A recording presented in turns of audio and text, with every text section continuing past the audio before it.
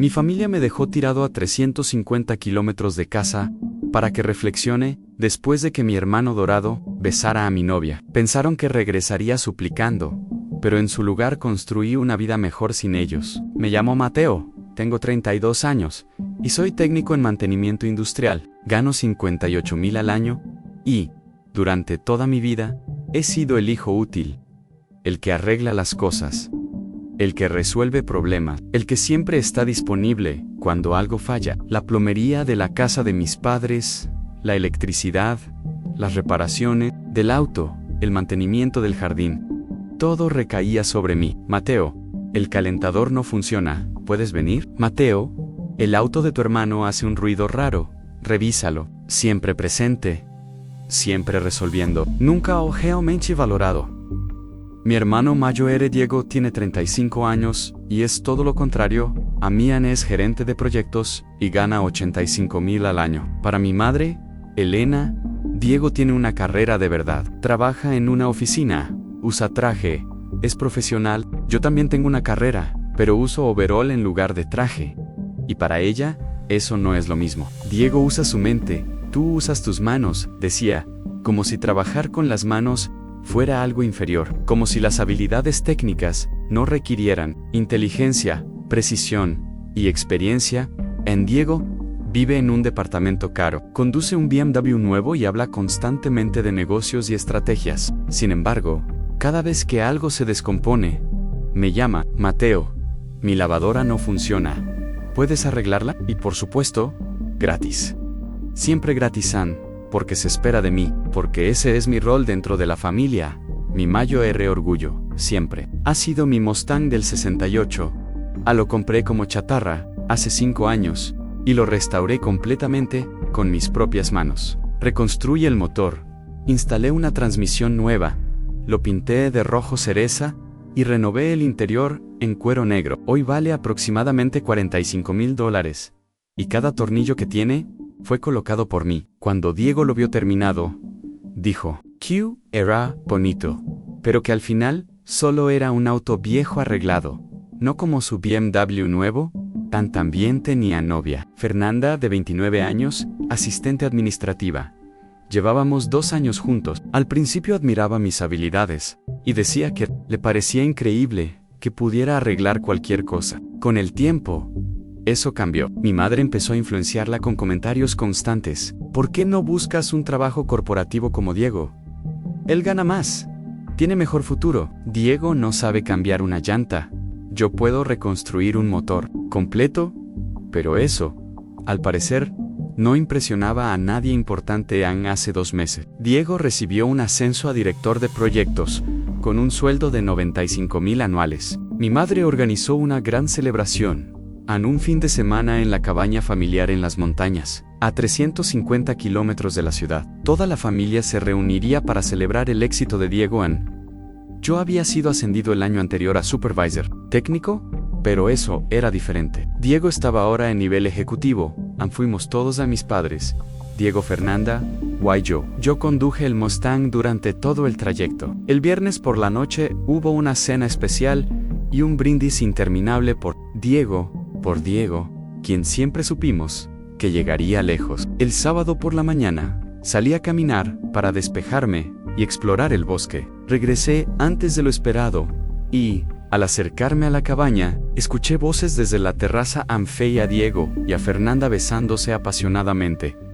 Me quedé paralizado, escuchando sin ser visto. Diego hablaba con total seguridad, diciendo que ella necesitaba terminar conmigo pronto, que ya no podía seguir fingiendo. Fernanda decía que lo sabía, pero que vivía en mi departamento y usaba mi auto. Diego le respondió que se mudara con él, que él la mantendría. Mateo es predecible, dijo. Se va a quejar, pero eventualmente lo aceptará. Siempre lo hace. Incluso mencionó que mi madre creía que deberían pedirme el Mustang, que sería buena idea que se lo cediera, porque ese auto debería ser suyo de todos modos. Salí de mi escondite y los enfrenté. Pregunté cuánto tiempo llevaban así. Diego sonrió sin vergüenza y dijo que querían hablar conmigo. Fernanda y él tenían una conexión que yo no podía darle. Cuando pregunté a qué se refería, habló de ambición, futuro y estabilidad. financiera real. Fernanda lloró y dijo que lo sentía, que Diego era más compatible con ella. Entré a la cabaña y encontré a mis padres sentados en la sala. Habían escuchado todo. Les pregunté si lo sabían. Mi madre asintió y dijo que sí, que pensaban que era lo mejor para todos, que Fernanda había hecho una elección lógica, porque Diego era un mejor partido. Mi padre agregó que debía ser maduro, dejarla ir, desearles lo mejor y, de paso, ceder el Mustang como un gesto noble. El silencio confirmó que todo había sido planeado, que mi traición ya había sido aceptada y justificada, y me negué. Que no iba a hacer nada de eso, que Fernanda y yo terminábamos, que Diego se mantuviera alejado y que el Mustang era mío. Subí a empacar, decidido a irme de inmediato. Cuando bajé, las llaves del Mustang no estaban. Pregunté por ellas, y mi madre dijo que las había guardado para que no hiciera nada impulsivo. Les dije que lo único que quería era irme, pero me respondieron que no, que primero debía reflexionar y aceptar la situación. Como un adulto, esa noche esperé a que todos se durmieran para buscar mis llaves. No las encontré. El domingo por la mañana desperté y la cabaña estaba completamente vacía. Todos se habían ido. Se llevaron el Mustang, se llevaron todos los autos y me dejaron abandonado en medio de las montañas. Sobre la mesa había una nota escrita con la letra de mi madre a Mateo. Te dejamos aquí para que reflexiones sobre tu actitud, sobre tu egoísmo y tu incapacidad de alegrarte por el éxito de tu hermano. Cuando estés listo para disculparte y para ser razonable, llámanos y te recogeremos. Mientras tanto, piensa en lo que realmente importa en la familia, no los objetos materiales como los autos. Eso decía la nota, escrita con la letra firme y fría de mi madre, como si me estuviera corrigiendo por una travesura infantil, y no abandonando deliberadamente, en medio de la nada. Salí al exterior con la esperanza absurda de que al menos mi camión de trabajo estuviera allí. Giré la llave y no pasó nada. Abrí el cofre y sentí un nudo en el estómago. La batería estaba desconectada y los cables habían sido cortados. No fue un accidente ni una falla mecánica. Me habían saboteado de forma consciente para asegurarse de que no pudiera irme. Me dejaron atrapado a 350 kilómetros de casa, sin transporte, sin señal de celular y sin ayuda alguna. En ese momento entendí que no solo me habían abandonado, me habían castigado. La primera hora la pasé completamente en shock, sentado en el porche de la cabaña, mirando el bosque, sin realmente verlo. Trataba de procesar la magnitud de la traición. No fue un arrebato, fue un plan. Querían quebrarme, forzarme a llamar suplicando, a aceptar su versión de la realidad. Revisé mi teléfono una y otra vez, aunque sabía que no había señal. La cabaña siempre había estado en una zona muerta de cobertura. El pueblo más cercano estaba a unos 25 kilómetros. Caminable, sí, pero tomaría horas. Entonces recordé algo que nadie más parecía tener presente. Detrás de la cabaña, en el viejo granero de mi abuelo, había un camión abandonado desde hacía años. Un Ford F-150 del 78 que nadie había tocado desde que mi abuelo murió. No funcionaba, o al menos eso creían todos. Para mí, era una posibilidad, tal vez la única. Abrí el granero y ahí estaba, cubierto de polvo, con las llantas desinfladas y el óxido marcando los bordes. No era bonito, pero era mecánica pura, y yo era técnico. Si alguien podía devolverlo a la vida, era yo. Pasé todo el domingo trabajando con las pocas herramientas que encontré en el viejo garaje. La batería estaba muerta, así que la llevé a la cabaña y la cargué con un pequeño generador solar que encontré. Olvidado en un armario. En las bujías estaban corroídas y las limpié una por una con paciencia. El combustible del tanque era viejo y espeso, así que lo drené por completo y limpié las líneas. El aceite parecía melaza. Lo cambié usando un par de garrafas que encontré en estantes polvorientos. Cada tornillo, cada ajuste, era casi terapéutico. A las 8 de la noche, giré la llave. El motor tosió y murió. Lo intenté de nuevo. Tosió más fuerte. Casi arrancó. En el tercer intento, el motor rugió de forma irregular, áspera, pero viva. Me reí solo, apoyando la frente en el volante. Lo dejé calentar, ajusté el carburador y estabilicé el ralentí. A las 9 de la noche, tenía un vehículo funcional. No era elegante ni cómodo, pero se movía. Antes, DRM. Cerré la cabaña y dejé una nota en respuesta. Agradecí la lección y escribí que había aprendido que mi familia valoraba más la apariencia que la lealtad, más los objetos que las personas, y que siempre elegirían a Diego por encima de mí. Les dije que no me verían suplicar, que no regresaría, y que cuidaran el Mustang cuando Diego lo chocara, porque no pensaba arreglarlo. Conduje los 25 kilómetros hasta el pueblo, por una carretera oscura, con el camión temblando y haciendo ruidos extraños. Llegué pasada la medianoche a un pueblo pequeño de unos 3,000 habitantes. Una sola calle principal, silenciosa y tranquila. Encontré un motel barato, que cobraba $5 la noche y pagué por 3. Mientras pensaba qué hacer con mi vida, el lunes por la mañana caminé por el pueblo, llamado Pineville. Era pintoresco, tranquilo, sorprendentemente acogedor. Vi un letrero en un taller mecánico que decía que buscaban mecánico con experiencia en entré sin pensarlo. El dueño, un hombre mayor llamado Tom, de 62 años, me miró de arriba a abajo y me preguntó si tenía experiencia. Le conté que llevaba 12 años como técnico industrial especializado en maquinaria pesada y que restauraba autos clásicos. Me preguntó si podía empezar al día siguiente. Ni siquiera pidió referencias. Dijo que me había visto llegar en el Ford del 78, un camión que probablemente no había funcionado en años, y que verlo andar era suficiente prueba. El trabajo pagaba $52,000 al año, menos que mi empleo anterior, pero sin estrés corporativo ni juegos políticos. Except sin duda, ese mismo día encontré un pequeño departamento de un dormitorio sobre la panadería local. Costaba $50 mensuales, incluía servicios y estaba amueblado de forma básica. Cuando preguntaron cuándo podía mudarme, respondí que ese mismo día. No tenía muchas cosas, literalmente no tenía nada más que la ropa que llevaba puesta Ann. Cuando finalmente tuve señal en el teléfono, explotó de mensajes, 47 llamadas perdidas y 23 mensajes de voz, todos de mi familia.